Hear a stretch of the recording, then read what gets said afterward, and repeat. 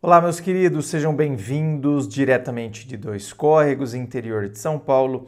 Eu, André Massolini, peço licença para falar com você. Se você quer saber sobre os meus atendimentos, quer vir aqui para ser atendido, para a gente poder mergulhar na sua história, atendimento é online, é só você acessar o meu site www.andremassolini.com.br. Lá no meu site você encontrará também as informações dos meus livros, Dor de Amor Tem Jeito, Teu Amor Próprio Te Salvou, que vão te auxiliar neste processo do autoconhecimento. Vamos então ao e-mail dele que diz assim: André, tive um relacionamento muito longo.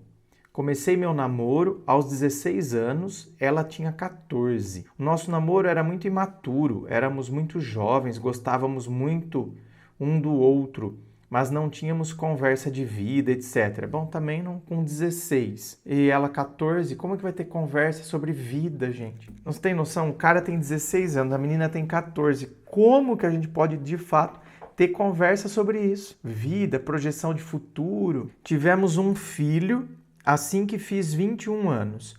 E aí que sentimos a responsabilidade de fato, não só em relação ao filho, mas em relação ao relacionamento em si. Ficamos juntos e construímos uma vida maravilhosa juntos.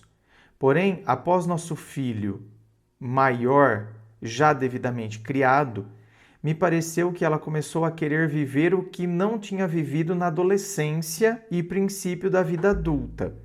Começou a se alcoolizar demais, não poupava brigas e eu sentia que era deixado de lado por ela nesses momentos. Eu sou um cara muito sociável, mas não gosto de entrar em rodinhas de dança, principalmente de músicas vulgares. Na nossa turma de amigos, tudo virava festa e eu sentia que ela gostava de ficar conversando muito com um amigo. Eu me sentia mal, briguei, pedi, fingi não me importar, fiz terapia, conversei calmamente e expus meus sentimentos, me deprimi, enfim. Os momentos que esse suposto amigo estava junto, aí que ela bebia mais, ainda eu me chateava bastante. Por fim, fui me isolando. As brigas eram horríveis. Ela entrava em surtos sem explicação. Muitas vezes, só por eu pedir para ir embora do local, virava um inferno. Ela chegou a tomar meu volante e tirar meu carro da estrada. Pegar martelo para quebrar as coisas. Me dar socos na cara. Me chamar de merda. Eu realmente busquei terapia no meio disso tudo e agi de várias e controladas formas para ver se conseguia mudar isso que me doía muito. Quando eu falava em separação ou ter um tempo sozinho para refletir e ver o que seria melhor para nós, ela implorava para que não nos separássemos. Dizia que me amava e eu acreditava que poderia melhorar. Expunha as dores, tentava estabelecer acordos e continuava junto, em nome do amor que eu sentia. Até que um belo dia eu estava em viagem a trabalho, ela se encontrou com esse amigo, foram para um motel e, de acordo com ela, chegando lá, ela não conseguiu estar com ele e pediu para ir embora. Eu descobri graças ao rastreador do carro. Ela não sabia que existia, o seguro instalou e eu não disse nada porque tinha desconfiança. Não entendia por que eu estava sendo tratado assim. Nos separamos, eu me mudei de cidade, restabeleci minha vida e ela tenta reatar comigo. Se diz arrependida, fala que não sabe o porquê de ter feito isso, diz que reconhece os surtos e também o fato de não ter me escutado como deveria. Eu sinto muita falta dela. Dos momentos bons da parceria, sinto ciúmes, mas em paralelo eu sinto muita dor pela traição, pela falta de respeito. Tenho medo que isso me incomode muito estando junto dela. Tenho medo de novos surtos, tenho medo de novas faltas de respeito, tenho medo de me machucar mais. E aí o e-mail termina. Bom, veja bem, meu querido. Aqui eu fiquei com dúvida de um negócio, né? De acordo com ela, chegando lá, ela não conseguiu estar com ele e pediu para ir embora. Então, veja bem. Mas se você descobriu isso graças ao rastreador do carro, esse rastreador ele mostra quanto tempo o carro ficou em determinado lugar? Mostra, não mostra? Então, a versão dela corresponde a isso? Porque Porque se for assim, o carro ficou parado lá no motel 10 minutos. Bom, se ficou parado lá 10 minutos, concordo, né? De repente a pessoa entrou lá e falou, não quero, não vai rolar, não vai. 10, 20 minutos que seja, porque aí fica conversando, né? Tipo, se bem que em 20 minutos tem gente, meu bem, que fez e já foi embora. Mas tudo bem, aqui nós estamos ainda dando uma margem, né?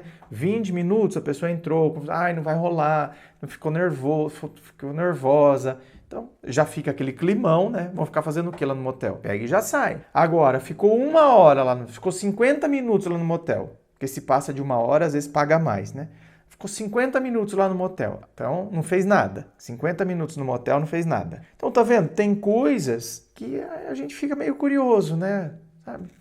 Porque, tá vendo que nem é uma questão de curiosidade. É uma questão para ajudar no raciocínio. E isso ajudaria no raciocínio para a gente saber se de fato a pessoa está falando a verdade. Porque, né, se a pessoa começa a mentir um negócio desse, começa a querer fazer a gente meio de idiota, então isso já mostra que a pessoa não está muito arrependida. Por isso que esse tipo de informação ajudaria no entendimento da gente aqui para a gente. Por isso que quando está no atendimento online é outra história, né? Quando está no atendimento online, a gente vai perguntando, a pessoa vai dando informações, a gente vai conseguindo. Tanto que, às vezes, o meu raciocínio está indo para um lado, aí eu faço uma pergunta aqui para a pessoa, a hora que a pessoa me responde, fala, não, mas então muda tudo, muda tudo. É igual o julgamento, sabe? Que o juiz está analisando o caso e aí tem uma reviravolta no processo todo. Agora, veja bem, meu querido. Então, ela não chegou lá no motel, mas não conseguiu.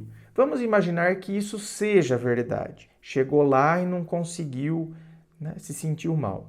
Então, ainda que seja isso, que essa seja a mais pura verdade.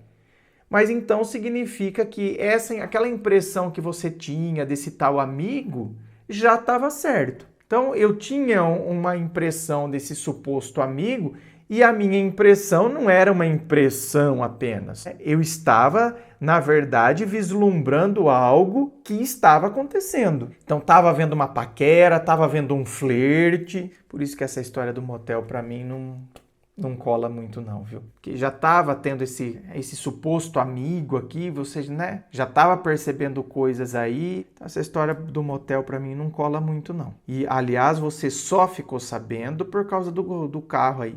Eu tinha um carro que o seguro realmente colocou rastreador. Só que eu nem sabia rastrear. Era um aplicativo que só a seguradora tinha acesso. Eu não tinha acesso. Então, agora tô pensando aqui com os meus botões se a sua história do rastreador, do seguro é verdadeira mesmo, ou um rastreador que você mesmo colocou lá, viu? Enfim, aqui pouco importa também. Então, meu querido, né? Essa história aí do motel pra mim tá estranha. Não cheira bem pra vocês, gente? Essa história aqui? Pra mim não tá cheirando, não. Então, pra mim já tinha coisa ali.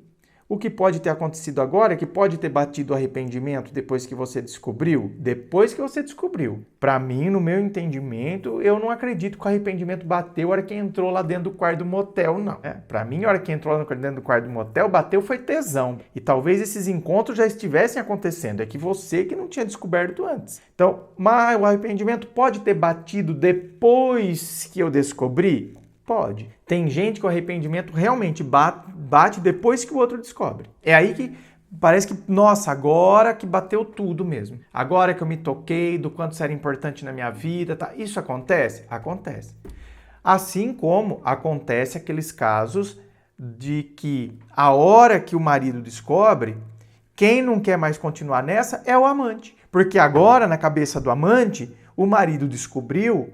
Então agora ela vai querer ficar com ele. E ele que não quer. Enquanto ele pegava ela só para sexo, tava perfeito. Agora que o marido não quer mais e ela então tem a chance de pender pro lado dele, ele cai fora. E aí que ela se toca do homem que ela tinha, entendeu? Tem isso. Então, tem aquela que se toca independente do amante. Quem não vai querer mais olhar ou ver o amante pintado de ouro é ela. E tem aquela que não. Quem dá um chute é o amante que corre embora com medo de que ela vá se apegar a ele. E aí que ela percebe o que era realmente o marido, que o cara era um cara bom, que não sei o que, tá.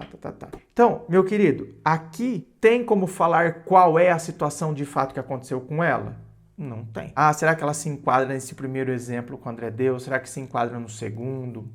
Só se você conversar com ela. Mas quando você vai conversar, você acha que a mulher vai assumir que ela se enquadra dentro do segundo, por exemplo?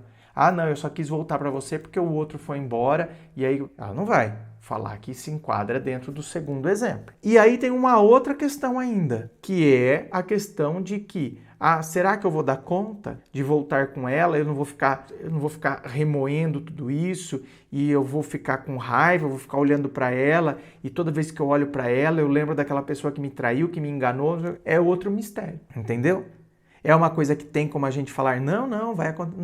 Não sabemos. Não sabemos. Aliás, essa é uma conclusão que é mais fácil você chegar, porque quando a gente fala dela, a gente está falando de outra pessoa, não tem como saber se ela se enquadra nesse tipo de pessoa, naquele outro. Estamos falando dela. Agora, você é mais fácil. Você é um tipo de pessoa que você perdoa com facilidade, não, o que importa é agora daqui para frente, nós vamos reestruturar nossa história, ou você é uma pessoa que vai ter dificuldade em relação a isso. Eu sou uma pessoa que eu vou estar olhando ali, vou estar lembrando e vou estar... Então, você se conhecendo já consegue ter uma clareza disso. Ah, André, então eu sou uma pessoa assim, mas eu acho que vai ser diferente. Bom, então só vivendo para saber, né? Tem gente que precisa tentar, tá? Tem gente que é assim, só tentando para saber se como que a coisa funciona. Se vai dar certo, se não vai dar certo. Então, aí é com você, meu querido. Complicado, né, gente? Complicado. Inscreva-se. Fico aqui aguardando a sua inscrição. Se você curtiu, dá o seu joinha, compartilha aí com seus amigos. Muito obrigado, beijo no coração e, é claro, um forte abraço.